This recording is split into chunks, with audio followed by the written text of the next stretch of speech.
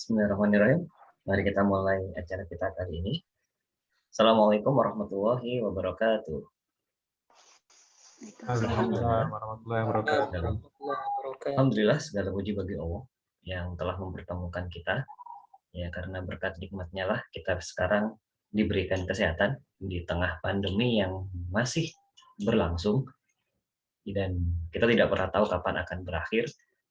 Ya, maka kita harus senantiasa bersyukur kepada Allah kita sekarang masih diberikan kesehatan sehingga kita bisa bertemu di agenda rutin kita di kajian Ruang Hijrah pada pagi hari ini.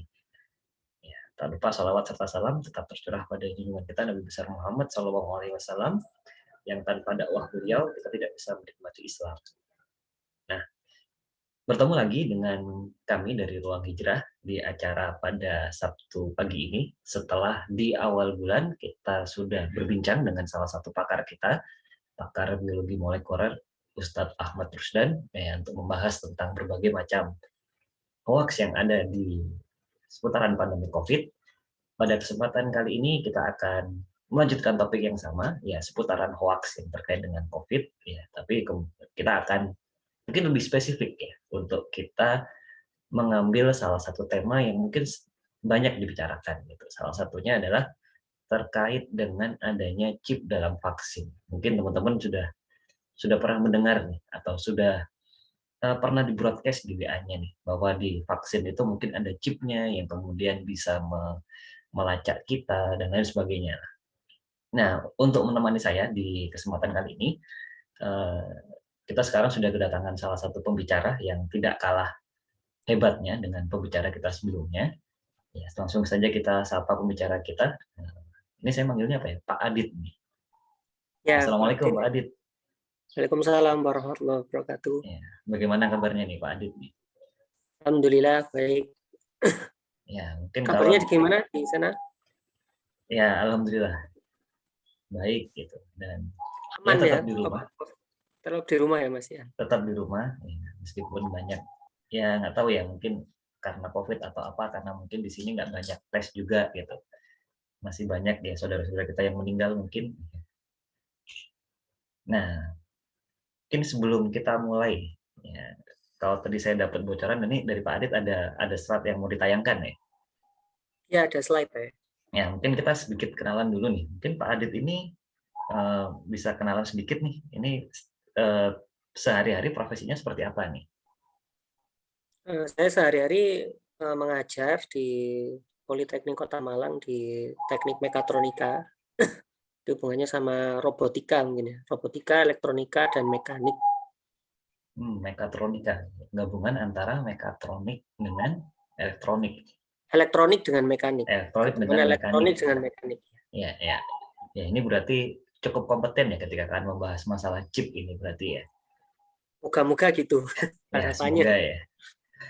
Ya, mungkin biar tidak terlalu lama, ya mungkin saya serahkan ke Pak Adit nih untuk menjelaskan mungkin sedikit sebelum nanti kita akan berdiskusi. Mungkin dari teman-teman ketika nanti ada pertanyaan, silahkan nanti dari kolom komentar langsung ditulis sebelum nanti kelupaan, nanti akan kita bahas di akhir periode.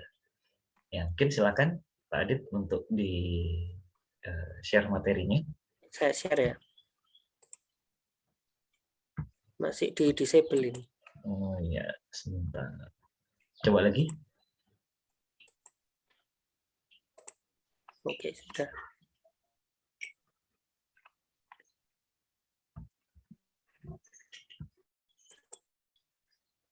Sudah terlihat ya? Sudah terlihat. Ya, silakan Pak Adit. Ya, terima kasih Mas Ardian sebagai host. Alhamdulillah kita bisa bertemu mungkin barangkali belum pernah berkenalan. Nama saya ini Aditya Kurniawan. Sehari-hari tadi saya ngajar di Politeknik Kota Malang sebagai dosen teknik mekatronika. Nah, selama berapa tahun ini kita sudah mendapatkan musibah atau cobaan dari Allah Subhanahu wa taala berupa wabah penyakit yang itu disebabkan oleh virus, ya kan, yang sekarang ini membuat semua orang mungkin ya kesulitan secara ekonomi, atau mungkin kita yang mengajar juga dari jadi online, sebelumnya offline. Nah, banyak yang memang saya mendengar juga itu ada desas-desus tentang vaksin, yang itu harusnya istilahnya ya kita bahas secara akademik, atau kita bahas secara kita bahas secara keilmuan itu seperti apa maksudnya. Nah, ini salah satunya tentang chip ya, chip elektronik di dalam vaksin tuh. Nggak tahu ini Mas Yanu juga sering dengar ini ya, mungkin ya, sering dengar maksudnya di sosial media atau di tempat-tempat yang lain beredar ini istilahnya isu tentang chip elektronik yang itu masuk dalam vaksin. Yang kita tahu vaksin itu bentuknya cair, ya kan, bukan padat. Jadi bentuknya cair, ada chip elektronik di dalam vaksin itu. Maksudnya seperti itu. Nah, desas-desusnya itu istilahnya informasinya itu diperuntukkan untuk yang pertama, salah satunya melakukan pembunuhan secara massal umat Islam. Jadi umat Islam ini maksudnya mau dibunuh secara massal menggunakan chip elektronik itu. Itu mungkin yang paling ekstrim ya. Yang tidak ekstrim barangkali yang hubungannya dengan ditempelkan istilahnya chip elektronik untuk kita istilahnya dideteksi posisi kita dimanapun gitu. Sepertinya seperti itu, ceritanya seperti itu mungkin ya. Nah, ini barangkali slide yang selanjutnya tentang, jadi kalau ada hoax itu biasanya hoax ya. Itu kita ini kalau barangkali yang mengerti tentang permasalahan itu menjelaskan tuh itu menghabiskan energi yang besar ya, banyak ya. Sedangkan menciptakan sebuah hoax atau informasi tidak yang tidak bisa dipertanggungjawabkan secara ilmiah itu mudah sekali ngomongnya. Contohnya mungkin ini ya, tentang bulan tuh terbuat dari kerupuk kan, sepertinya tidak bisa dipertanggungjawabkan secara ilmiah. Nah, sedangkan yang ilmiah itu akan menjelaskan dengan tenaga yang besar, yang nanti berakhirnya juga tetap berakhirnya tetap kesimpulannya bahwa bulan itu terbuat dari kerupuk. Itu mungkin barangkali kalau di sini ada yang meyakini memang ada chip elektronik dalam vaksin nih, mari kita lihat bareng-bareng, maksudnya kita lihat bersama-sama. Nah, ini untuk tidak membuat kita lupa, ingat bahwa kita ini adalah umat yang istilahnya rahmatan lil alamin, yang ditunjuk oleh Allah sebagai umat yang terbaik, ya kan. Jadi terbaik dalam hal macam-macam ya. Terbaik dalam hal maksudnya dalam hal akhirat, ya kan, salah satunya, dan salah satunya juga terbaik juga dalam hal dunia, ya kan. Dalam hal dunia ini kita lihat bahwa sejarah kita itu panjang dalam teknologi. Ini tahun 1400 kalau kita lihat, ini ada sebuah manuskrip berumur sudah 600 tahun. Ini dibuat oleh Sibt al-Mardini. Ini kita nanti bisa lihat, silakan dilihat di wdl.org, itu World Digital Library ya. Berarti library digital yang itu menyimpan manuskrip lama, dan itu banyak yang bertuliskan Arab yang itu temanya itu adalah tema teknologi. Nah, ini adalah salah satunya gitu maksudnya. Dan di manuskrip ini itu sudah tahun 1400 ini membicarakan tentang konsep matematis, mengukur lebar sungai, sudut bintang, ya kan. Sudut bintang maksudnya altitude ya. Ada azimut dan altitude. Kalau kita melihat bintang itu kita harus menggunakan alat sekarang, yaitu teleskop. Nah, teleskop kalau kita arahkan ke langit itu kan langit yang mana kan gitu kan. Bintang itu punya poros edarnya sendiri dan bulan punya poros edarnya sendiri. Nah, itu yang mana arahnya? Nah, ini digunakan untuk mengukur itu. Jadi tahun 1400 dibuat alat namanya Rub'ul Mujayab. Rub'ul Mujayab ini kalau di bahasa Inggris kan jadi ada, maksudnya itu sampai sekarang masih dipakai alat ini. Maksudnya konsepnya untuk mengukur altitude dan azimut dari benda-benda langit. Salah satunya adalah bintang. Nah, ini sejarah panjang umat Muslim kita sudah sampai sini, maksudnya mulai tahun 1400, tahun 800 itu kita sudah punya namanya Baitul Hikmah, yang itu isinya itu perpustakaan yang di dalamnya itu ada buku-buku tentang ilmu pengetahuan, mulai dari Al-Khawarizmi yang membuat itu buku atau kitab yang namanya Al-Jabr itu ya. Al-Jabr yang sampai sekarang kita mengenalnya sebagai aljabar atau matematika. Nah, juga tahun 1423 itu ada buku lagi yang menjelaskan tentang bagaimana cara menggunakan instrumen Rub'ul Mujayab ini agar digunakan untuk menentukan arah kiblat. Jadi instrumen ini bagaimana caranya untuk digunakan untuk menentukan arah kiblat. Ini umurnya sudah lama sekali dan kita waktu itu sudah membicarakan hal seperti ini. Jadi maksudnya jangan sampai kita coba maksudnya itu dulu kita naik, maksudnya kita adalah umat yang menjunjung tinggi sains, karena sains itu juga ciptaan dari Allah Subhanahu wa taala. Kita sudah menyelami sains itu dan teknologi itu begitu dalam. Jadi jangan sampai kita terlepas, maksudnya sampai sekarang ini. Nah, salahnya adalah hoax yang berhubungan dengan teknologi itu. Kalau kita mudah terkena itu, apalagi umat Islam ya, itu berarti kita sudah jauh dengan sejarah kita sudah jauh dengan jati diri kita yang seperti ini maksudnya. Nah, ini satu contoh lagi, di tahun 1700 itu kita umat Islam sudah memulai tentang kimia ya, yang waktu itu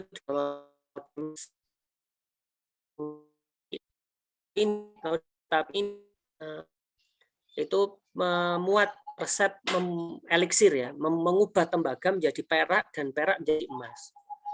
Nah, itu sudah 1700 tahun yang lalu. Itu ilmuwan kita di bidang kimia, umat Islam itu sudah memikirkan macam-macam seperti itu, yang sekarang berkembang menjadi ilmu kimia. Nah, dari situ. Nah, sekarang kita sekarang harus kembali ke jati diri kita sebagai umat dekat dengan teknologi dan sains ya. Yang itu secara dilihat dari sejarah itu kita juga umat yang akademis, bukan mistis ya kan, bukan mistis yang mempercayai tentang sihir. Sihir itu ada, tapi kita tidak menggunakan itu. Bahwa kita memanfaatkan apa yang sudah yaitu wujud ini. Sunatul wujud itu dimanfaatkan oleh kita membuat macam-macam dulunya. Nah, sekarang jangan sampai kita kehilangan itu. Nah, kita kembali ke ini, chip elektronik dalam vaksin ini. Apakah mungkin? Nah, itu kita lihat bahwa chip elektronik itu seperti yang ada di atas, itu adalah bentuk chip elektronik itu kan atas itu. Dan di tengah itu ada vaksin, ya kan? Ada botol vaksin. Vaksin itu berarti cairan ya. Cairan yang nanti akan disuntikkan ke dalam badan kita. Dan di sebelah kiri itu ada daging yang ditusuk dan dimasuki oleh cairan vaksin ini, yang menurut sebagian orang itu cairan vaksin ini ada alat elektronikanya, yaitu seperti yang ada di sebelah kanan atas itu, bentuknya alat elektronikanya berupa chip elektronik itu seperti itu. Kurang lebih seperti itu. Chip elektronik itu pasti punya pin. Pin itu maksudnya kaki. Jadi kakinya pinnya itu biasanya diberi nama, diberi angka ya, 1, 2, 3, 4 dan seterusnya. Itu chip elektronik ini kalau masuk ke dalam sebuah cairan ya kan, kira-kira bisa dibayangkan apakah bisa atau tidak, dan kembangannya mungkin kalau kita punya HP atau laptop, apakah bisa masuk ke dalam cairan? Mungkin salah satu pertanyaannya mungkin dari situ dulu. Harusnya waktu kita menerima informasi tentang chip dalam vaksin. Nah, ini kita teruskan chip itu dalam bahasa Inggris yang artinya ini keripik ya. Jadi dia artinya maksudnya adalah keripik chip. Jadi kalau ini berarti potato chip, itu berarti keripik kentang. Nah, chip itu sendiri kalau kita maksudnya bawa ke hubungannya dengan elektronik, nah seperti elektronik chip itu. Jadi elektronik chip itu adalah keripik yang di dalamnya itu adalah fungsi tertentu. Dia itu seperti keripik bentuknya, yaitu apa namanya itu gepeng ya, seperti ini. Nah, barangkali kalau ada yang pernah di sini mungkin ada yang hadir orang elektronika juga, pasti bisa menjawab bahwa ini contoh kalau kita punya USB apa USB disk ya, USB untuk flash disk itu yang dia menyimpan memorinya memori digital atau menyimpan data ya, data digital. Nah, di dalamnya itu dia pasti punya chip ya kan, atau microchip atau elektronik chip yang bentuknya seperti itu. Nah, itu bisa dibuka nanti kalau yang punya flash disk. Itu di dalamnya ada beberapa chip ya kan, nggak cuma satu, karena satu chip itu berarti satu fungsi. Satu chip itu satu fungsi. Nah, contohnya di USB drive ini itu ada chip namanya chip fungsi USB controller. Itu yang ada di sebelah bawah ini itu adalah fungsi USB controller. Berarti dia fungsinya adalah mengubah komunikasi serial USB ya kan, yang itu universal serial bus kan, serial berarti ya. Di dalamnya ada D+ dan D-. Jadi dua itu bisa gimana dia bisa mengendalikan memori yang banyak pinnya itu. Jadi mungkin gampangannya seperti itu. Nah, sekarang tentang chip memori ini, chip memori mungkin sebesar ini, ada yang lebih kecil lagi. Itu di dalamnya sebenarnya adalah sebuah rangkaian elektronik ya kan. Rangkaian elektroniknya kan ada di sebelah kiri ini, bawah kiri ini. Jadi intinya chip itu seperti itu, dia pasti berupa alat elektronik istilahnya, yang di dalamnya itu ada fungsi tertentu, yang fungsi tertentu itu bisa digambarkan dalam bentuk rangkaian gitu. Gampangannya mungkin gitu untuk yang yang awam seperti itu. Jadi ada rangkaian itu dibentukkan menjadi chip atau keripik. Nah, keripiknya itu ditempel di alat elektronik kita, yang salah satunya adalah flash disk ini. Gitu. Dan di dalamnya ini kita bisa lihat kalau kita rangkaiannya itu di situ ada resistor, transistor ya kan. Nah, resistor sama transistor ini di dalam chip itu istilahnya dibuat sedemikian rupa sehingga dia itu bentuknya kecil sekali ya kan, sampai tidak bisa terlihat oleh mata gitu. Sehingga kalau kita butuh banyak dari komponen itu jadinya bentuknya jadi kecil gitu. Contohnya seperti itu. Nah, ini kita lanjutkan. Jadi seperti inilah contoh chip itu ya kan. Kalau kita ngomong chip itu berarti kita membicarakan tentang keripik elektronik yang dia punya fungsi tertentu. Yang ini fungsinya adalah untuk menyimpan data gitu, untuk yang di flash disk. Nah, ini kalau kita lanjutkan. Nah, di rangkaian di bawah ini, rangkaian yang saya taruh di bawah ini adalah rangkaian not ya. Rangkaian not n, digital not n yang fungsinya menyimpan data berupa 1 bit ya kan. 1 bit.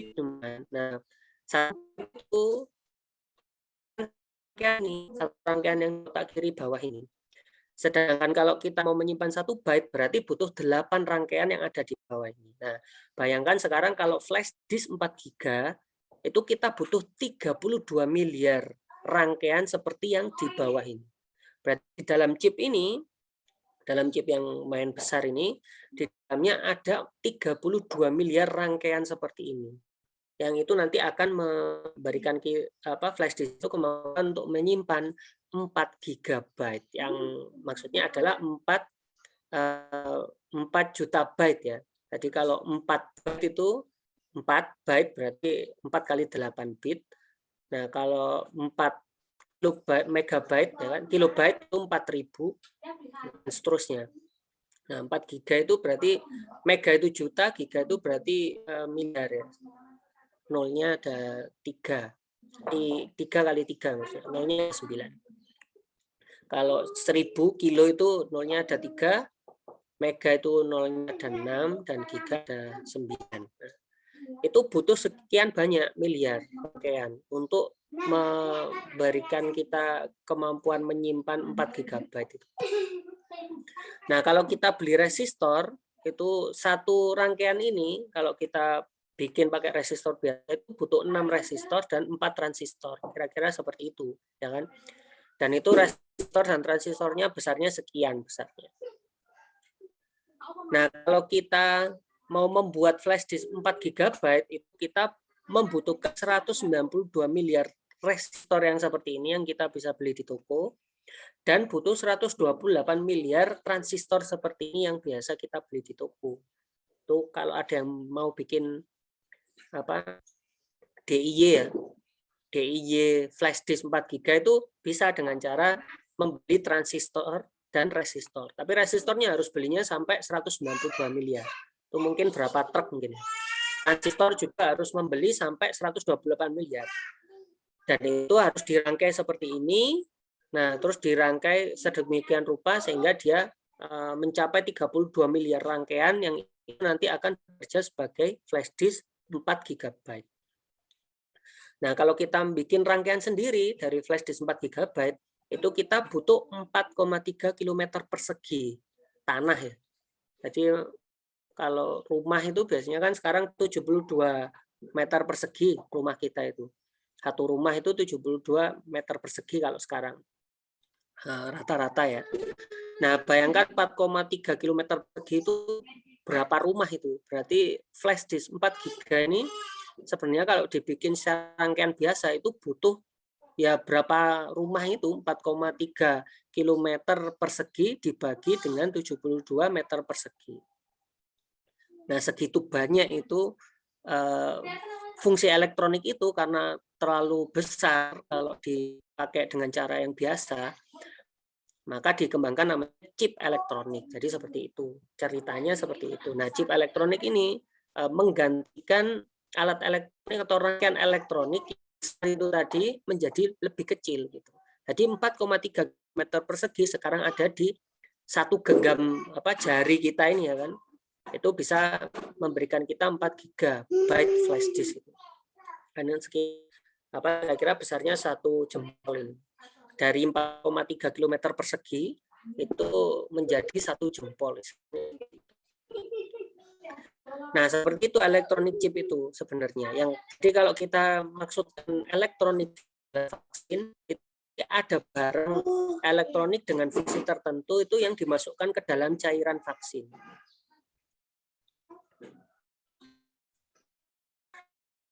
Nah, ini salah satu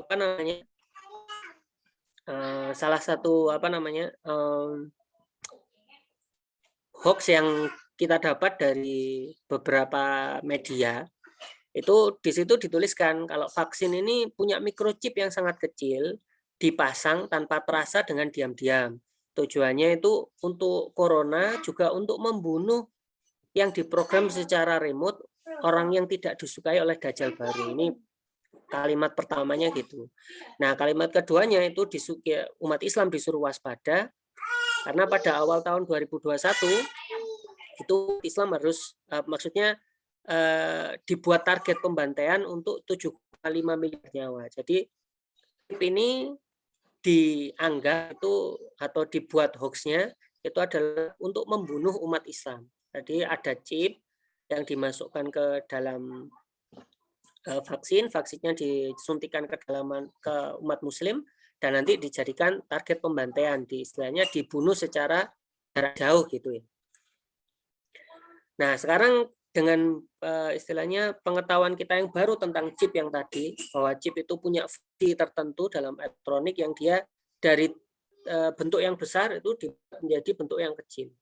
Nah, berarti kita harus punya fungsi, istilahnya fungsi apa yang bisa membuat ini klaim untuk membunuh atau membantai 7, miliar nyawa ini.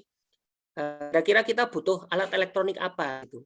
Nah, sekarang mari kita bikin istilahnya chip yang kira-kira itu bisa membuat bisa memberikan fungsi itu jarak jauh, maksudnya kendali jarak jauh. Nah, kemungkinannya ada 3 ini. Kalau kita bilang jarak jauh itu berarti kan wireless ya kan, berarti tanpa kabel. Nah, jarak jauh itu biasanya kemungkinannya 3 ini. Yang satu adalah Bluetooth, kedua Wi-Fi, yang ketiga kita pakai GSM. Itu biasanya fungsi kendali jarak jauh itu kita pilihannya 3 ini. Kalau di tugas akhir biasanya proyek-proyek tertentu itu ya intinya kurang lebih 1 dari 3 ini pemilihnya.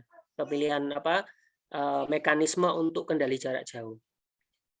Untuk yang pertama Bluetooth itu berarti kalau memang klaim itu benar, berarti yang istilahnya yang merencanakan pembunuhan massal ini harus ada 10 meter jaraknya. Harus ada 10 meter dari yang mau dibunuh gitu. Kalau itu memang pendeteksi ya, mungkin seperti yang ceritakan oleh host tadi, kalau itu memang pendeteksi, berarti yang pendeteksi harus ada 10 meter kalau kayak Bluetooth ya kan. Dan itu di dalamnya dia harus menggunakan modul Bluetooth dan controller. Nah, modul Bluetooth ini nanti akan ada rangkaiannya sendiri. Nah, rangkaian itu baru bisa dikonvert menjadi chip gitu. Controller ini juga punya rangkaian sendiri dan koneksi antara controller dengan Bluetooth ini juga ada rangkaiannya gitu. Contohnya seperti ini. Ini menggunakan rangkaian I2C contohnya atau rangkaian komunikasi serial atau rangkaian komunikasi lainnya. Nah, itu harus dijadikan semuanya itu. Rangkaiannya, modulnya, controllernya itu semua harus dijadikan chip, menjadi satu chip. Itu pun kalau berhasil besar apa chipnya. Dan itu pun harus 10 meter jaraknya juga. Nah, kemungkinan kedua itu adalah menggunakan Wi-Fi. Wi-Fi ini kira-kira 90 meter jaraknya. Berarti kalau memang mau dikendalikan dari jarak jauh, ya kan, umpamanya membunuh orang-orang yang divaksin itu dari jarak jauh atau mau melihat posisi ya istilahnya, posisi orang-orang yang divaksin itu. Nah, berarti harus ini controller dan ada satu contohnya ini pakai ESP8266 modulnya salah satunya. Itu fungsinya adalah untuk Wi-Fi. Berarti orang yang mau mengendalikan orang yang divaksin ini atau mau membunuh orang yang divaksin ini atau mau melihat posisi ya, istilahnya mata-matai umat Islam ini, dia harus ada 90 meter dari orang yang divaksin. Kalau tidak ya berarti dia tidak bisa gitu. Seperti itu. Nah, berarti pilihannya kalau memang benar jarak jauh, pilihannya ada menggunakan GSM, yaitu menggunakan jaringan mobile atau jaringan HP seperti yang kita gunakan sekarang. Nah, jaringan GSM ini dia harus menggunakan chip ya kan. Chipnya itu adalah chip GSM, salah satunya ini mereknya ini WM590E ini contohnya. Nah, chip ini harus diperkecil lagi karena ini chipnya besar ini. Kalau kita beli itu ada tapi chipnya besar. Nah, itu berarti harus diperkecil lagi. Terus dia butuh antena juga ya kan. Terus dia butuh slot SIM juga dan dia butuh SIM card istilahnya. Berarti harus ada SIM card yang dimasukkan ke dalam chip itu. Berarti bayangkan kalau ada chip kecil, SIM card-nya sekecil apa. Terus kalau sudah dimasukkan ke situ, ya seperti kita tahu HP itu kan butuh baterai. Baterainya dari mana? Nah, itu mungkin misalnya pemikiran-pemikiran pemikiran kritis yang hubungannya dengan teknologi itu yang harus kita menjadi filter sebelum kita menerima istilahnya hoax seperti itu. Hoaxnya hoax teknologi lagi. Berarti ya harus kita pikirkan secara teknologi yang sekarang ada. HP sekarang kan masih pakai baterai ya, belum bisa tanpa baterai. Berarti kalau memang disuntikkan ke dalam tubuh kita berupa chip untuk tracking ya, chip untuk tracking atau chip untuk membunuh ya, berarti harus punya baterai di dalamnya gitu. Nah, kalau telemetrinya atau komunikasinya menggunakan GSM pilihannya, itu berarti dia harus memasukkan SIM card dan SIM card-nya harus milih mau pakai Tri, pakai Telkomsel apa mau pakai apa. Kalau di Indonesia, nah itu dia harus memilih provider ya kan. Kalau dia tidak punya provider, berarti kita harus mendirikan BTS sendiri atau tower itu ya, harus mendirikan tower sendiri gitu. Nah, semakin dipikirkan berarti kan nanti silakan disimpulkan sendiri apakah mungkin di dalam vaksin itu ada chip ya kan.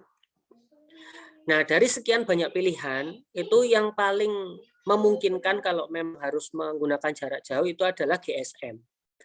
Yang di GSM itu istilahnya dia butuh chip GSM, antena dan controller yang kalaupun itu bisa dibuat kecil, itu tetap dia butuh baterai minimal 3,3 volt ya kan. Terus yang kedua dia butuh SIM card, itu yang warna merah itu yang harus kita pikirkan. Apakah bisa SIM card dan baterai 3,3 volt itu ada nggak yang buat baterai sekecil itu sampai bisa masuk ke dalam cairan vaksin ya kan? Nah, berlanjut ini. Gimana sekarang tahun 2021 itu perkembangan microchip? Jawabannya itu sebenarnya sekarang perkembangan microchip sudah sangat maju. Jadi microchip yang kita maksudkan itu sekarang yang paling kecil itu adalah ukurannya 0,065 mm kubik ya. Itu berarti panjangnya 0,3 mm, lebarnya 0,3 dan tingginya 0,6 mm. Di dalamnya itu buat rangkaian seperti ini di bawah ini. Jadi itu fungsinya adalah sebenarnya sebagai termometer. Jadi chip terkecil yang sekarang kita ketahui itu adalah fungsinya masih termometer, belum seperti bisa membunuh dari jauh, itu sepertinya saya juga belum pernah membaca. Dan untuk telemetri untuk hubungannya dengan mendeteksi ya orang itu ada di mana, tapi itu dari chip yang kecil yang dimasukkan ke dalam tubuh itu sepertinya belum. Sekarang yang paling jauh itu adalah termometer sekarang. Jadi chip paling kecil itu sekarang fungsinya adalah termometer. Yang itu dibuat oleh ini di bawah ini ada istilahnya ada referensinya ya. Itu dari jurnal Science Advance. Itu yang paling kecil adalah termometer yang rangkaiannya seperti ini, dan itu rangkaiannya dibuat menjadi chip, dan itu ukurannya 0,3 mili panjangnya, lebarnya 0,3 mili dan tingginya 0,6 mili. Nah, ini salah satu foto-fotonya yang chip terkecil itu. Nah, ini kita bisa lihat di sebelah kiri. Ini memakai memakai yang nano ya, yang sampai bisa melihat mikrometer. Ini 100 mikrometer ini dan chipnya bentuknya gini, kayak chipnya itu bentuknya seperti kue ya, seperti kue yang ditumpuk. Nah, kue yang paling atas itu fungsinya beda dengan kue yang paling bawah, dan itu tidak disolder, dan ini ya bentuknya seperti itu memang karena itu saking kecilnya. Begitu dimasukkan ke dalam jarum itu memang bisa masuk. Ini contohnya jarumnya. Jadi bisa masuk, dan ini caranya adalah dengan cara disuntik, ya kan? Persis seperti apa yang diisukan itu. Jadi jawabannya, apakah mungkin ada microchip yang disuntikkan? Jawabannya mungkin. Jadi memang ada chip yang disuntikkan. Contohnya ini adalah chip termometer digital yang dia punya fungsi telemetri atau bisa mengirimkan data suhu itu ke komputer, ya kan? Ukuran juga masuk akal, maksudnya masuk akal bisa disuntikkan karena dia ukurannya 0,3 mili, lebarnya 0,3 mili dan tingginya 0,6 mili. Ini sudah kecil banget ini. Nah, sedangkan baterai, nah ini diambil dari jurnal, nanti jurnalnya kalau memang membutuhkan tuh bisa saya share. Linknya maksudnya itu bisa di-download sendiri. Ini penelitian tahun 2021 baru. Tapi masalahnya dia tidak memiliki baterai seperti tadi kita obrolkan ya. Semua barang elektronik itu butuh baterai, butuh tenaga, butuh supply ya, power supply, itu itu sumber listrik. Nah, di sini sumber listriknya itu dia menggunakan ultrasonik ya kan. Jadi ultrasonik itu adalah gelombang suara yang gelombang suaranya itu di atas 20.000 Hz. 1 Hz itu berarti ada 1 getaran tiap detik, 2 Hz ada 2 getaran tiap detik, dan 20.000 Hz berarti 20.000 getaran tiap detik. Nah, kita masih bisa mendengar 20.000 itu. Berarti gendang telinga kita getar 20.000 kali 1 detik. Lebih dari itu dinamakan dengan ultrasonik, ya kan? di bawah 20 dinamakan dengan infrasonik. Nah, ultrasonik ini yang digunakan untuk istilahnya ngecas baterainya chip itu tadi. Jadi chip yang kecil ini tadi disuntikkan ke tikus, sekarang ini masih tikus. Yang kecil ini disuntikkan ke tikus. Nah, ngecasnya pakai apa? Ngecasnya pakai ultrasonik ini. Jadi ultrasoniknya harus ditahan karena nyuntiknya di kepala. Yang disuntik di kaki ya harus ditempelkan di kakinya itu. Kalau jauh sedikit karena ultrasonik itu ya dia apa namanya itu tidak jauh ya. Seperti suara kan tidak jauh, efisiensinya akan semakin menurun kalau kita jauhkan sumber listriknya. Nah, ini berarti ngecas secara jarak jauh ngecasnya memang. Ngecasnya pakai wireless memang, tapi harus ditempelkan ke kakinya gini. Jadi kalau kita memang disuntik chip, barangkali ya disuntik vaksin itu dalamnya ada chip, chipnya sudah mati dari dulu baterainya, nggak ada yang dicas kan, soalnya nggak ada yang ngecas. Nah kalau ngecas harus minimal dengan cara ini, ada charger yang ditempelkan ke kulit kita, enggak ya dia akan habis kecuali dimasukkan baterai di dalamnya. Baterai itu pun mau berapa ampere hour kan, berapa Ah. Kalau semakin besar Ah-nya semakin besar baterainya. Kalau kecil ya istilahnya HP di dalam chip di dalam tubuh kita ya keburu habis listriknya. Ini seperti ini. Jadi kotak yang merah itu adalah charger gelombang ultrasonik. Jadi dia adalah untuk ngecas chip yang kecil itu tadi fungsinya. Nah ini cara lain adalah bukan dengan suntik, yaitu dengan cara implan. Implan itu berarti ditempelkan dermisnya atau di kulit ya. Kulit disobek, chipnya dimasukkan situ, ditutup namanya implan. Kalau tadi suntik itu letakkan di dalam daging ya, atau di dalam otot.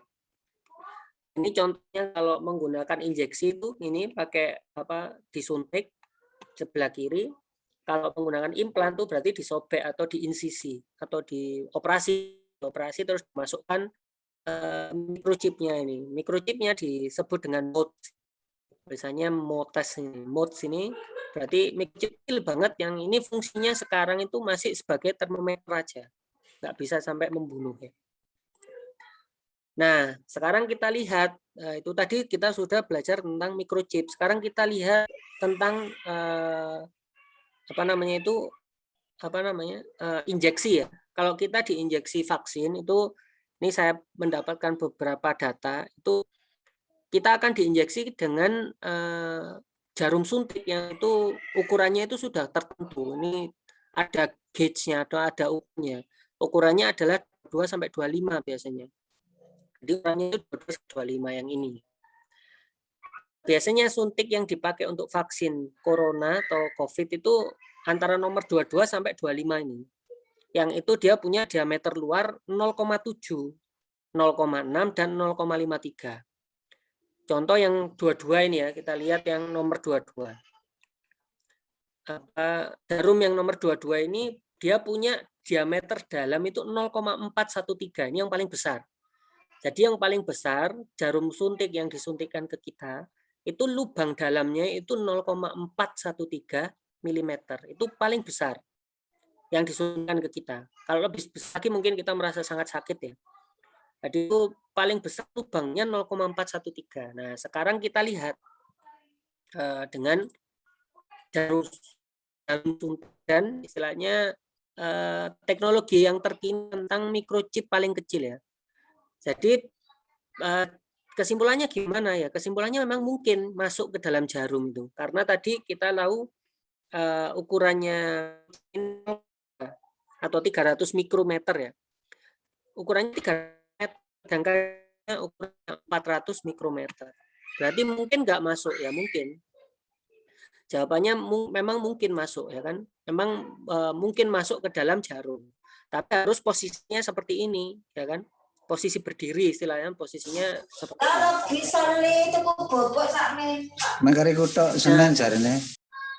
Sedangkan kalau posisinya tidur, karena kalau posisinya tidur ini chipnya ini tingginya 570 mikrometer atau 0,570 mm, itu jelas nggak mungkin masuk ke dalam jarum gitu. Jadi nggak mungkin masuk ke dalam jarum kalau posisinya tidur ya. Tapi kalau posisinya berdiri itu bisa masuk masih, karena ini ukurannya sekian. Nah, sekarang kita berpikir aja secara logika sederhana, kalau memang vaksin di dalam botol vaksin ini dimasuki namanya apa namanya itu chip elektronik gitu ya. Itu berarti di sini ada chip elektronik yang sedang mengambang-ambang di dalamnya. Terus oleh apa namanya dokter atau suster atau perawat itu ditusuk di dalam, dibalik ke atas, terus disedot isinya ya kan. Nah, ini kira-kira ada berapa buah chip yang akan masuk ke dalam sini? Bisa 1, bisa 2, bisa 0. Karena kan ya kita nggak tahu ini waktu kita nyedot kalau memang ada chipnya itu masuk enggak. Mungkin lebih efisien malah mengambil satu microchip ini ditaruh di dalamnya dulu baru diisi cairan. Tapi kalau di dalamnya sudah ada microchipnya, nah satu botol ini dikasih berapa microchip ya kan? Itu mirip dengan rawon itu ya. Rawon di dalamnya kan ada daging. Kalau kita nyendok rawon tuh kan nggak mesti kena dagingnya. Sama dengan ini, waktu kita ngambil kalau memang di situ ada microchipnya nggak mesti kena microchipnya. Karena harus dalam posisi berdiri nih baru bisa masuk ke dalam ring atau ke dalam apa suntikannya itu. Gitu. Mungkin dari situ ini kita lanjutkan. Nah, berarti kalau memang itu ada microchipnya, istilahnya kesimpulannya adalah seperti ini. Dia harus disuntikkan secara intramuskular pertama. Intramuskular itu berarti dimasukkan ke dalam otot yang memang vaksin itu disuntikannya ke dalam otot, bukan darah. Intravenous dan intramuskular, jadi ditusukkan langsung ke dalam jaringan otot kita, bukan jaringan darah ya. Kalau jaringan darah kan kalau memang itu ada chipnya ya, chipnya nanti jalan-jalan ke jantung ya kan. Tapi karena ini ditusukkan di otot itu memang memungkinkan, chip itu memang bisa dimasukkan itu. Yang tadi yang anggap aja kita tahu itu ukuran terkecil sekarang gitu 0,3 mm. Nah, masalahnya tapi itu kita harus membeli baterai seperti ini baterainya, ya kan? Baterainya kita harus membeli ultrasonic generator seperti ini. Itu ada komputernya, ada ultrasonic generatornya dan ada probe-nya. Nah, probe-nya ini harus kita tempelkan di dekat tempat suntikan itu. Kan tempat suntikan kita di bahu ya, apa di sini ya, di lengan. Nah, itu berarti probe-nya itu harus ditempelkan di lengan itu terus agar chipnya tadi itu yang punya fit tertentu itu tadi itu bisa tetap hidup gitu. Jadi istilahnya HP ya tetap hidup berarti kalau kita tempelkan gitu. Barangkali itu cerita singkat tentang microchip ya, yang sekarang perkembangannya seperti itu. Nah, kesimpulannya itu barangkali bisa disimpulkan sendiri apakah mungkinkah ada chip elektronik di dalam vaksin. Nah, itu bisa dijawab sendiri-sendiri karena sekarang kita sama-sama mengetahui tentang ini. Mungkin itu Mas Ardian. Ya, terima kasih untuk Pak Adit ya, sudah cukup jelas sepertinya ya penjelasannya ya. Ini seperti kuliah berapa SKS ini kayaknya. Ya, alhamdulillah kita dapat kuliah gratis di pagi hari ini yang insya Allah mungkin memperjelas ya, sekaligus kita bicara sedikit terkait dengan ya nggak sedikit ya, banyak terkait dengan teknologi terkini yang mungkin kita juga nggak banyak tahu ternyata bisa, bahwa chip itu bisa masuk ya. Cuman mungkin untuk sekarang belum mungkin di teknologi yang sampai benar-benar bisa praktis dimasukkan ke manusia ya. Mungkin itu sekilas ya tentang yang saya dapat ya. Ya mungkin bagi rekan-rekan yang ada di Zoom, ketika kalau ingin bertanya silakan bisa menggunakan fitur chat, nanti akan saya bacakan, atau mungkin ketika ingin yang bertanya secara langsung, ya mungkin bisa raise hand dulu. Kalau di Zoom ini ada pilihannya, ada reaction, nanti ada raise hand, nanti akan kita persilahkan supaya tidak ada yang tabrakan. Sambil menunggu pertanyaan, mungkin ya sedikit-sedikit nih kita diskusi dengan Pak Adit nih, terutama tertarik nih dengan ketika hoak-hoak itu ya, tadi itu kan banyak ya, ada 2 hoak yang tadi sempat disebar ya. Itu yang menarik itu di kata-katanya itu selalu ada wahai umat Islam, gitu, kaum muslimin, gitu. Jadi seolah-olah itu apa ya, target hoax itu adalah kaum muslimin, gitu. Ya, istilahnya seolah-olah yang mudah dibohongi itu seolah-olah ya kaum muslimin kan, makanya dijadikan target. Gitu. Bahkan kalau dulu saya sempat ya berselancar lah di Twitter gitu, itu banyak sekali yang ya mungkin sempat kayak membandingkan gitu. Jadi kalau mau pinter teknologi, pinter dunia, ya itu jangan bawa agama gitu. Tapi kalau ingin belajar agama ya udah berarti akan ketinggalan di teknologi gitu. Ya mungkin ini yang banyak juga mungkin di luar negeri ya. Ya kalau saya dapat bocoran ya Pak Adit ini kan juga sampai pernah ke luar jalan-jalan ya ke luar negeri ya. Dan itu mungkin di sana Malah lebih ya. Dan itu kayaknya lebih lebih banyak gitu ya. Jadi kalau yang mau agamis ya pasti ya seperti itulah yang jauh dari teknologi gitu. Sedangkan yang apa istilahnya ya kalau mau belajar teknologi ya jauh-jauh agama lah gitu. Jangan bawa-bawa agama gitu. Nah itu ini seperti apa ya kalau mungkin dalam Islam ya kita mungkin nggak bahas agama lain ya mungkin susah dipertanggungjawabkannya ya. Mungkin kita sebagai umat Islam ketika memandang itu seperti apa bisa nggak sih kita sebagai umat Islam itu kita pintar teknologi tapi juga Islamnya juga jalan. barangkali dapat pribadi ya, pendapat pribadinya seperti ini kalau saya. Kita harus melihat ke belakang seperti apa kita dulu ya kan, seperti yang tadi di slide pertama itu kita dulu itu adalah umat yang sangat dekat dengan teknologi dan sains ya kan, dan itu orang-orangnya juga ahli fikih ya kan, jadi nggak sekedar ahli dunia ya kan, karena seakan-akan mereka itu membagi kepalanya itu menjadi dua, yang satu adalah ahli dunia, sebelah kirinya adalah ahli akhirat gitu. Jadi ditanyai fikih juga bisa, mereka bisa menjawab. Ditanyai hadis, mereka juga bisa menjawab. Dan ditanyai tentang ilmu dunia, mereka juga bisa menjawab. Contohnya apa itu tadi, yang pengarang matematika, Al-Khawarizmi itu juga istilahnya fikih juga ada karangannya tentang fikih. Jadi istilahnya sebenarnya malah kita itu sekarang jauh dari istilahnya itu adat kita ya, atau peninggalan-peninggalan kita waktu dulu. Nah, dulu itu malah kita sebenarnya nggak seperti itu. Jadi capnya itu bukan kalau ingin ahli teknologi jauh dari agama, kalau ingin ahli agama jauh dari teknologi itu bukan malah dulu. Jadi dulu itu istilahnya polimet ya. Jadi dia ahli dalam beberapa bidang. Mulai fikih, mulai hadis, mulai rocip mungkin gitu ya. Jadi memang seperti itu. Kenapa? Karena kebutuhan ya kan.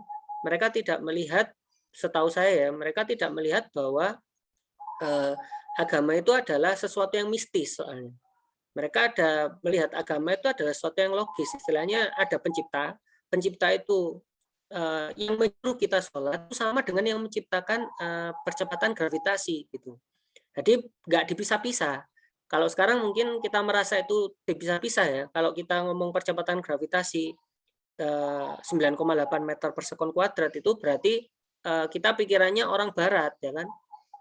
Sedangkan waktu kita ngomong perintah sholat itu atau puasa ya kan, yang kita diperintahkan oleh Allah untuk tidak makan selama beberapa jam, itu 18 jam kalau ada di beberapa belahan dunia tertentu, itu adalah sesuatu yang mistis, istilahnya nggak saintifik ya kan, nggak masuk akal nggak makan. Nah, padahal yang tadi pembicaraan tentang gravitasi bumi atau kebutuhan kita terhadap makan ya kan, itu sama dengan yang memberitakan puasa gitu. Jadi yang memberikan kita mekanisme lambung ya kan, mekanisme istilahnya itu mengambil saripati makanan terus kita ubah menjadi energi ya kan, dibagikan dalam sel-sel, digunakan di dalam sel-sel itu. Nah itu maksudnya itu adalah Tuhan yang sama yang memerintahkan kita untuk tidak makan gitu. Jadi harusnya ya kita tidak terpisah. Nah, kata-kata seperti itu harusnya bisa muncul. Kenapa? Karena menciptakan istilahnya sunatullah ya, menciptakan sunatul wujud yang berupa elektronik atau berupa teknologi, itu adalah Tuhan yang sama yang memberikan agama ini kepada kita atau menurunkan agama ini kepada kita. Mungkin itu mungkin. Ya, kayaknya menarik juga ya. Berarti kalau kita juga sekarang membahas ya bagaimana umat Islam terutama kan, kalau kita sekarang bicara teknologi gitu kan, secara lebih global gitu kan, seolah-olah ya mungkin hoax-hoax ini banyak banyak terjadi. Karena mungkin umat Islam sekarang tidak menguasai teknologi gitu. Soalnya kalau kita ngomong teknologi pasti referensinya mungkin ke Amerika gitu. Amerika teknologinya sudah maju. Atau mungkin Cina gitu. Cina kan sekarang teknologinya juga sudah mulai maju gitu, sehingga ketika kita ada sentimen terhadap mereka, mereka itu kan musuh umat Islam gitu.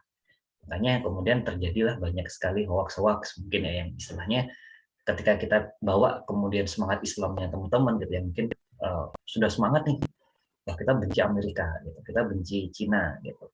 Yang kemudian ketika ada teknologi dari Cina langsung kita tolak mentah-mentah gitu. Ya mungkin salah satunya mungkin dari situ ya, sehingga kita juga anti terhadap teknologi gitu. Nah mungkin sekedar pertanyaan nih, ya, bagaimana sih kita sebagai umat Islam bisa membedakan gitu?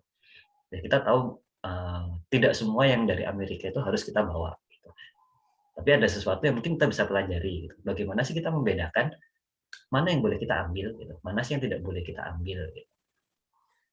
Ya mungkin harus memang apa istilahnya kita harus tahu dimasuk ke kajian ya. Kita harus tahu mana yang namanya hadoroh ya, atau namanya itu pemikiran yang ada hubungannya tentang ketuhanan, yang ada hubungannya tentang konsep-konsep agama. Itu jelas kita tidak pakai ya kan, mereka jelas itu bukan dari Allah datangnya.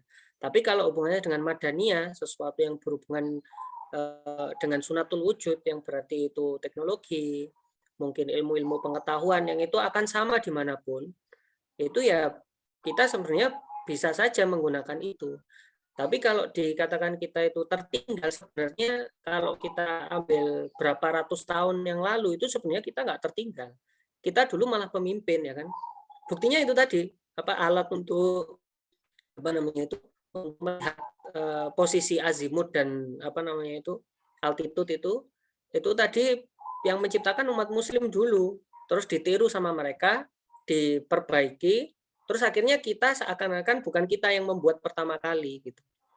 Jadi hal-hal yang sebenarnya teknologi yang ada pada kita sekarang itu sebenarnya adalah buah pemikiran apa ulama-ulama zaman dulu ya, ratusan tahun yang lalu, yang itu sebenarnya sudah memimpin. Setelah itu kita tertinggal ya kan, kita mungkin arahnya barangkali ke mistis ya, terlalu fokus ke bidang itu, ke daerah itu, jadinya yang itu tertinggal. Nah sekarang seakan-akan kita tertinggal, padahal dulunya enggak, kita pemimpinnya malahan, setahu saya itu. Jadi kalau memang kita mau memilah itu tadi ya, kita sebenarnya itu siapa yang bilang bahwa umat Islam atau Islam ini benci pada Amerika? Kita nggak bilang gitu. Bahwa umat Islam sebenarnya nggak benci pada Amerika, tapi yang dibenci itu adalah pemikiran mereka, ya kan? Konsep-konsep hidup mereka. Itu yang tidak sesuai dengan kita. Tapi kalau orangnya ya lihat orangnya, ya kan? Kalau orangnya itu bukan orang yang memusuhi kita ya dia adalah ciptaan Allah juga. Kita kan nggak bisa lupa kalau orang Amerika itu nggak mungkin ciptaannya Dajjal kan, nggak ya. Jadi orang Amerika, orang Cina itu adalah ciptaan Allah yang diciptakan dengan tangan Allah sendiri, yang itu di dalam Al-Quran diberitahukan kepada kita. Dan itu yang istilahnya yang meniupkan ruhnya itu ya tetap Allah, walaupun itu orang Cina atau orang Amerika. Cuma masalahnya mereka itu berubah menjadi kafir harbi mungkin kalau sekarang ya. Hubungannya kan dengan itu. Nah kafir harbi ini kan tidak bisa dilihat sebagai sebuah negara, tapi dilihat sebagai orang per orang pribadi ya kan. Ada yang memang memusuhi kita secara nyata ya, itu dengan fisik itu banyak memang, tapi tidak semua ya kan. Nah, sedangkan pemerintahnya itu bisa jadi memang seperti itu. Berarti yang kita musuhi pemerintahnya, bukan bangsanya. Sedangkan bangsanya, bangsa Amerika itu sendiri kan campuran dari berbagai bangsa. Itu kan nggak bisa kita benci satu-satu, ya kan? Di Cina juga seperti itu kan, nggak bisa kita benci satu-satu. Mereka kan ya lucunya gitu. Di Cina kan juga ada masjid ya, ada orang Muslim juga ya kan. Dan apa pengalaman mungkin waktu saya ke Guizhou itu juga mereka nggak nodongkan pisau ke saya, malah nunjukkan tempat masjid ya kan, atau mau mengantarkan ke masjid pakai mobilnya. Itu sebenarnya kan berarti bukti ya mereka istilahnya tidak anti Islam, tapi ada yang anti Islam memang, tapi bukan orang per orang, itu bisa jadi pemerintahnya atau bisa jadi hal yang lain. Nah itu mungkin kita harus pilah kalau sebagai Muslim ya. Bagi orang Muslim kita harus pilih ini bangsa atau pemerintahannya, ini pemikiran atau teknologinya, itu harus kita pisah benar-benar. Jadi enggak ya itu semua ditolak atau semua diterima. Barangkali itu. Iya ya, cukup jelas sekali nih jawabannya nih. Bahkan ini mau saya ulang lagi nih supaya jadi teman-teman juga bisa lebih clear nih bahwa kita tidak bisa membenci apa ya, kalau ngomong Cina itu soalnya agak rancu ya. Cina itu kan mengacu ke etnis, mengacu ke negara juga gitu. Yang kita benci adalah negaranya gitu. Dan bukan hanya negaranya sebenarnya kan, sebenarnya tindakan yang dilakukan oleh negara itu, termasuk ideologi yang mungkin dianut oleh negara itu, bukan etnisnya, bukan orangnya gitu. Dan itu kita harus bisa pilah-pilah dan istilahnya apa ya? Ya kita tidak menebar kebencian pada orang, tapi yang kita benci memang adalah tindakannya gitu. Seperti Ya, yang mungkin dilakukan oleh pendahulu kita ya ketika Muhammad Al-Fatih ketika ya mungkin ketika itu membenci orang Romawi ya tapi ketika memasuki apa Konstantinopel ya tidak terjadi pertumpahan darah karena yang dibenci bukan orangnya gitu ya pemerintahannya. Nah itu mungkin satu quote yang bagus ya yang bisa kita ambil supaya kita juga tidak benar-benar istilahnya apa ya larut dalam kebencian yang terlalu sangat sehingga semuanya kita benci. Ya, padahal orang per orangnya ya kita masih boleh nih beraktivitas dengan mungkin tetangga kita yang mungkin etnis Tionghoa yang mungkin biar lebih berbeda ada bedanya gitu ya dengan Cina gitu kan lebih kurang sopan mungkin ya. Jadi seperti itu. Dan ya mungkin tadi ya harus kita bedakan memang yang teknologi sama yang sifatnya hadoroh madaniyah gitu. Nah, kalau mungkin ingin lebih jelas ya mungkin dari teman-teman yang ingin mempelajari lebih lanjut ya mungkin bisa ikut di kajian-kajian yang lebih intensif, itu mungkin seperti itu. Ya tapi mungkin ya ini sambil menunggu pertanyaan nih karena belum ada pertanyaan yang masuk. Mungkin sedikit ya tadi sempat dibahas terkait dengan uh, apa ya jurnal, ya jurnal-jurnal. Ini saya kembali lagi ke masa-masa kuliah nih. Kalau jurnal itu kan, kalau mungkin sekarang itu gimana ya? Cuman hanya orang-orang tertentu nih yang punya akses ke jurnal sepertinya ya. Kalau nggak dosen, ya kalau nggak peneliti, mungkin akses ke jurnalnya susah nih. Mungkin karena mahal, mungkin karena, iya karena mungkin mahal ya, karena untuk akses jurnal itu kan biaya langganannya kan uh, lumayan nih. Setahu saya lumayan ya. Bukan bukan sekedar berapa puluh dolar ya, mungkin sampai ratusan atau ribuan dolar nih. Nah itu sebenarnya bagaimana sih? Apakah itu bisa menjadi kendala atau sebenarnya dalam Islam itu seperti apa sih sebenarnya sharing ilmu sebenarnya? Sejauh yang saya tahu kalau jurnal itu nggak semua berbayar, ada juga yang gratis. Seperti yang saya ambil itu tadi, itu apa Science Advance itu gratis. Itu bahkan kita bisa mengakses gambar-gambarnya yang high definition, terus data-data tambahannya, terus data-data yang dia ambil waktu dia penelitian, sak jurnalnya semua lengkap itu kita bisa ambil. Jadi nggak semua itu. Ya mungkin kalau tiap hari kita bukanya apa Instagram sama Facebook ya barangkali nggak ketemu link itu ya kan. Tapi kalau kita di Google kita nge-search-nya mungkin yang hubungannya sama jurnal bisa jadi kita ketemu banyak jurnal yang gratis ya kan. Cuma mungkin hambatan selanjutnya mungkin bahasa ya kan. Barangkali karena banyak yang berbahasa Inggris ya kan. Karena bahasa pada saat ini itu Inggris ya kan. Tapi waktu dulu ya kalau mau buka yang jurnal istilahnya gambarannya jurnal yang ratusan tahun lalu yang hubungannya dengan sains dan teknologi bahasanya Arab nggak susah juga ya kan berarti bahasa Inggris nggak bisa bahasa Arab nggak bisa ya jadinya ketinggalan semuanya yang zaman dulu tinggalan yang zaman sekarang juga ketinggalan. Nah sedangkan apa tadi hubungannya tentang apa namanya tentang harganya ya kalau harganya itu memang mahal maksudnya karena kita hidup di dunia kapitalisme ya. Jadi ilmu seperti itu tidak dianggap sebagai milik Allah, tapi milik pribadi yang itu kan. Sedangkan setahu saya dalam Islam itu bukan komoditas. Jadi ilmu itu bukan komoditas yang bisa diperjualbelikan, tapi itu adalah komoditas yang milik Allah yang itu harusnya disebarkan, didiseminasikan, bukan untuk diperjualbelikan. Kalau mobil mungkin bisa hasil dari teknologi atau hasil dari sains itu bisa diperjualbelikan. Seperti laptop ini saya bisa jual ke apa Mas Ardian karena ini adalah komoditas yang dihalalkan oleh Allah untuk dijualbelikan. Tapi sedangkan ilmu itu sebenarnya tidak, ya kan? Itu tidak bukan sesuatu yang komoditas yang bisa diperjualbelikan. Contohnya itu tadi mungkin jurnal ya. Jurnal kan mahal sekali untuk mengaksesnya. Misinya bayar, ngaksesnya, bacanya juga bayar. Jadi lucu, nulisnya bayar, bacanya juga bayar. Nah, barangkali kalau di Islam bisa jadi itu menjadi sesuatu yang gratis, karena semakin banyak orang yang membaca ilmu itu, mengembangkannya, itu akan semakin cepat perkembangan teknologi atau sains. Mungkin itu. Iya, ya, terima kasih untuk jawabannya, karena ya ini juga mungkin renungan bagi kita ya, untuk istilahnya mulai mengurangi baca-baca, bukan baca-baca ya, scrolling Instagram yang mungkin tidak berguna. Ya. Mungkin kita lebih banyak lagi untuk belajar hal-hal yang bermanfaat untuk dunia kita maupun untuk akhirat kita gitu. Dan ya mungkin ini terakhir karena belum ada pertanyaan lagi, dan mungkin ini pertanyaan terakhir. Ya mungkin ada sedikit pesan-pesan terutama untuk saudara-saudara kita umat Islam yang menjadi pemirsa di sini. Mungkin ada mahasiswa di sini, mungkin ada orang umum gitu. Bagaimana sih caranya bagi kita sebagai umat Islam untuk bisa jadi seperti yang mungkin tadi sudah diceritakan ya, ulama-ulama terdahulu nih gitu. Kalau kita sekarang kan mungkin yang sudah lulus SMA mungkin kan kita ada berapa tahun ya, sekitar 12 tahun nih. Sebenarnya sudah belajar kan, ada fisika, kimia, biologi gitu. Ya, tapi apakah kita bisa sampai ke sana sebenarnya? Apa sih yang harus kita pelajari lagi gitu sebenarnya supaya kita bisa seperti ulama-ulama kita terdahulu gitu, supaya Islam itu bisa menjadi pionir lagi nih di bidang teknologi gitu, bukan sekedar kita itu sekarang hanya sebagai konsumen ya. Ini miris sekali, kita di Indonesia ini cuma sebagai konsumen produknya teknologi gitu, bukan sebagai pionirnya. Mungkin yang pertama itu bisa kita harus tahu ya, tentang istilahnya gini.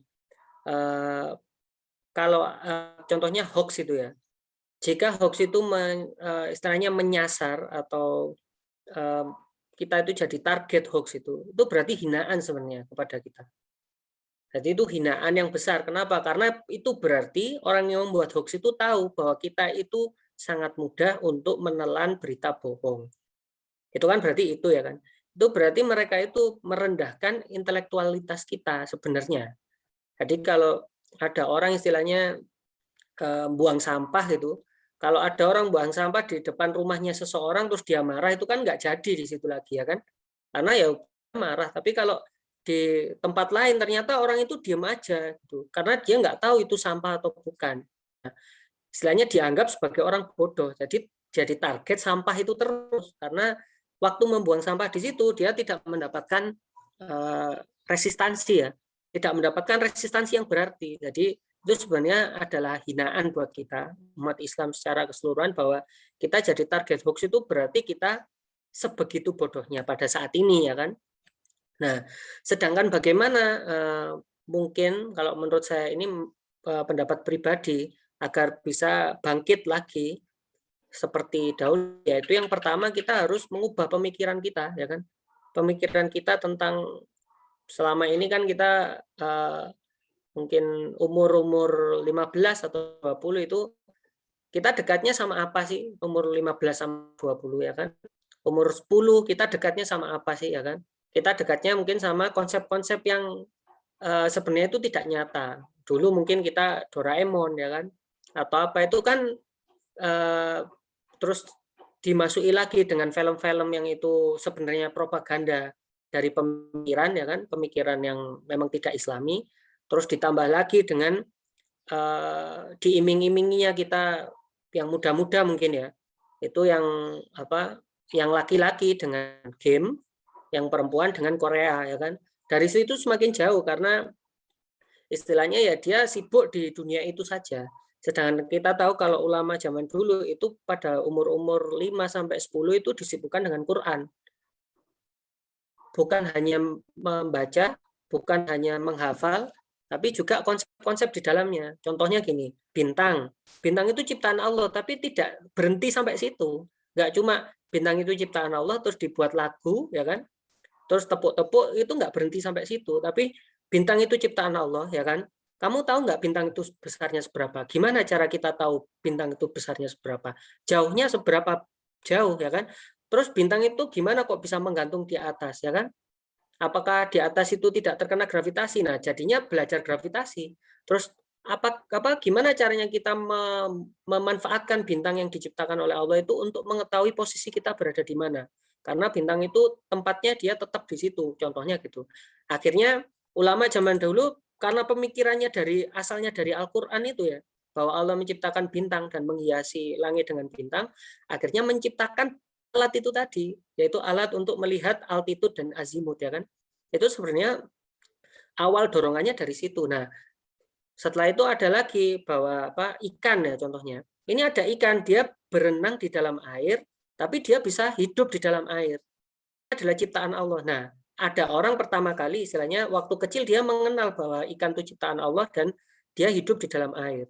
Akhirnya pada saat remaja akan berkembang berpikir bagaimana cara Allah membuat ikan ini yang beda dengan saya, makhluk lainnya. Itu saya diciptakan bisa bernafas di udara, tidak bisa di air. Sedangkan ikan ini bagaimana dia bisa bernafas di air, tidak bisa di udara gitu. Dari situ dia akan meneliti, dari situ dia akan butuh alat, dari situ dia akan butuh ilmu untuk istilahnya semakin mendekat kepada Allah itu tadi. Nah, mendekatnya dengan cara mendekat atau mempelajari ciptaannya itu. Tapi dengan serius ya. Bukan seperti sekarang mungkin tadabbur bintang itu cuma nunjuk aja, tapi kita tidak membawa teleskop ya kan. Harusnya tadabbur bintang, tadabbur alam yang berupa bintang itu kita bawa teleskop. Kita pelajari tentang astronomi, kita pelajari tentang bahwa bulan itu contohnya itu ada fasenya, yaitu fase pertama, kedua, ketiga sehingga dia dipakai untuk perhitungan bulan. Terus bagaimana kita melihat bulan itu tepatnya di mana? Berarti kita mempelajari tentang azimut dan altitude itu tadi, bahwa dia akan berubah terus. Oh ternyata kita pakai, mungkin kalau sudah pernah ya pakai teleskop, saya pernah pakai teleskop itu kita lihat 1 menit itu bulannya sudah pergi gitu. Jadi kalau teleskopnya nggak gerak terus, itu kita kehilangan pandangan itu karena bulan kan gerak terus. Nah dari situ itu kita akan dapat lagi, oh ternyata bulan itu gerak. Disambungkan lagi dengan Al-Quran yang mungkin kita hafal dulunya, karena ini ngobrolnya tentang ulama zaman dulu ya. Ulama zaman dulu sudah hafal Al-Quran, sehingga oh pantas Allah itu mengatakan bahwa bulan dan bintang dan bumi dan matahari itu diputarkan dalam porosnya sendiri-sendiri. Dari situ itu nyambung antara apa yang dia praktekkan dengan apa yang sudah dia dapat di Al-Quran itu. Nah sedangkan sekarang kita sibuk tentang Korea ya kan. Paling yang dicari warna ungu kalau mungkin Korea BTS ya kan. Kalau game yang dicari ya koin-koin itu, koin-koin game yang itu bisa ditukarkan menjadi senjata atau tameng. Nah, kira-kira dari situ ilmu apa yang bisa memunculkan, mendorong orang untuk bisa berilmu itu kan nggak ada game sama BTS ya kan. Tapi kalau ayat Quran itu tadi itu memang bisa mendorong kita untuk mempelajari sesuatu, mendorong yang itu kadang pelajarannya nggak elektro kok baca biologi ya kan. Jadi dari situ itu lama-lama kita memang menjadi polimet itu ya. Beliau ahli astronomi, ahli biologi, ahli fikih itu karena dari situ, dari dekatnya mungkin dari mulai sejak dini. Mungkin itu mungkin. Ya, jadi itu mungkin ya sebagai kesimpulan ya, penutup ya. Jadi agar kita supaya terhindar dari hoax juga, ya, kita mulai sekarang mulai lagi lah untuk mempelajari Al-Quran, yang mulai dari belajar Al-Quran, dan dari Al-Quran itu kita sambungkan ilmu-ilmu kita gitu, supaya ilmu-ilmu kita yang mungkin kita sudah belajar bertahun-tahun ya dari SD, SMP, SMA, bahkan kuliah, mungkin ada yang S2. Jadi ilmu-ilmu kita itu terpaut dengan Al-Quran gitu. Meskipun sebenarnya ketika kita belajar ya, kita masih belum mentautkan itu dengan Al-Quran gitu. Dan kita tautkan juga dengan keimanan kita. Jadi dengan kita semakin belajar, semakin kita banyak belajar, semakin bertambah kuat keimanan kita.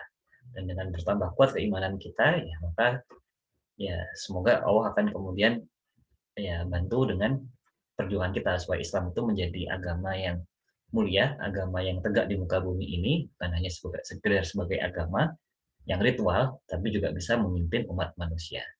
Jadi itu mungkin dari saya sebagai host di kesempatan kali ini.